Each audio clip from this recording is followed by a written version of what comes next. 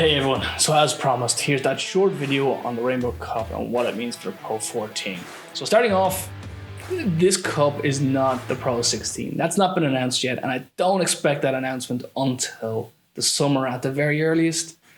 This cup is kind of going to be more like the Autumn Nations Cup in that it's going to be a one and done tournament that I don't expect to be run every year. Now, before I get down to what this means for the Pro 14 and how the Rainbow Cup is going to work, I'm going to talk about the elephant in the room, and that is the Kings and Cheetahs. Unfortunately, this is pretty much the final confirmation that both these teams are not going to be competing in the Pro 14, Pro 16. It was pretty much done and dusted for the Kings back in September when they went into liquidation. They ceased operations. For the Cheetahs, though, fans were a little bit more hopeful that they might still have a chance. It's not going to happen. It's already confirmed. South Africa Rugby Union is looking for other tournaments for the Cheetahs to compete in. They are going to keep their professional franchise status, but they're not going to be competing in this European competition anymore.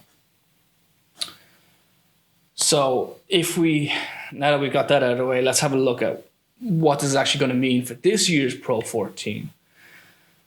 So for this year, the Pro 14 is going to finish after 16 rounds, and then we will have a final. The final is going to be between the teams that finish first in each conference. There is going to be no playoffs this year. For Europe, the qualification is going to be based off of the first 16 rounds. So the Rainbow Cup is going to have no knock-on effect to the European qualification at all. The only thing that's still in review is that 7th playoff spot. They haven't decided how they're going to determine this yet. So leave that with me. Once I hear, I'll come back to you guys.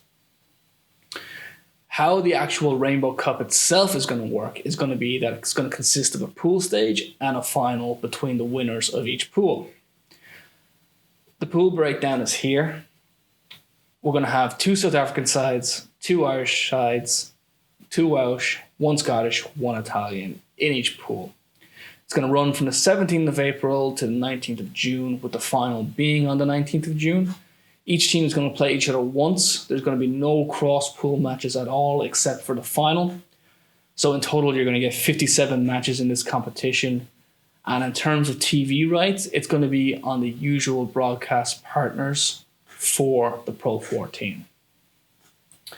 In terms of travel, South African sides are going to have to travel once.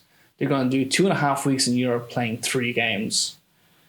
European teams will only have to travel to South Africa once. So South Africa are going to play 3 games in Europe. European sides are going to play 1 game in South Africa. And then when we look at the location of the final has yet to be determined. And once I know, again, I'll come back to you guys. Why this tournament is happening. We all know with what's going on in the world, all these nations are struggling. So the aim of this tournament is hopefully to help bring in money for all the nations involved. So that's pretty much the breakdown of what this cup is going to be, how it's going to run, and what it's going to look like. If you guys have any questions, let me know down in the comments and I will respond to all of you. Thank you guys for watching, and if you're interested in seeing more short explanation videos like this, please let me know.